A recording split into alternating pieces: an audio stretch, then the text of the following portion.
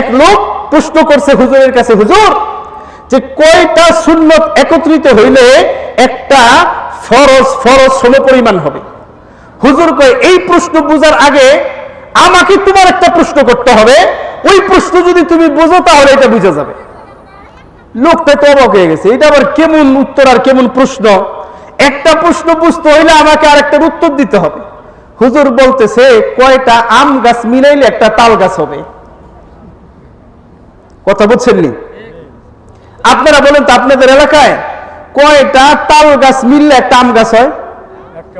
একটা হইব না, একটাও না, সম্ভবই না। কোন ডাক্তারও পারবো না, কাটা ছিঁড়া করেও সম্ভব না।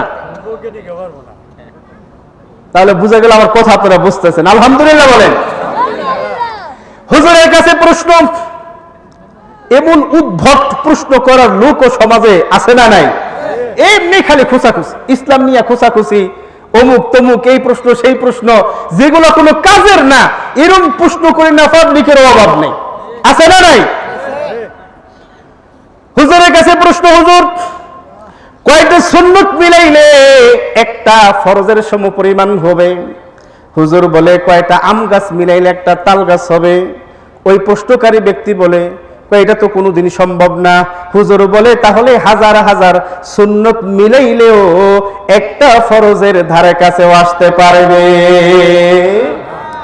জোরে কন্যা না পারবে? পারবে। এবার দেখেন, মাহে রমজানটা কত বরকতময় আর কত মহান আর শ্রেষ্ঠ মাস।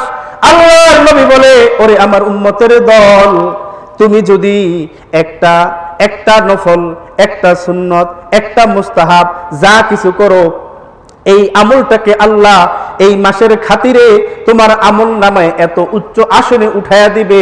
এই নফলটাকে, এই সুন্নতটাকে আল্লাহ রাব্বুল আলামিন ফরজের মর্যাদা তোমার আমল নামার মধ্যে দিবেন কে? যারা বলেন কে? আর একটা যদি পালন করেন, একটা সমান সমান কয়টা দিবে? 70টা। কয়টা? জোরে বলেন, কয়টা দিবেন কে? আমার আল্লাহর সেই শক্তি আছে না নাই?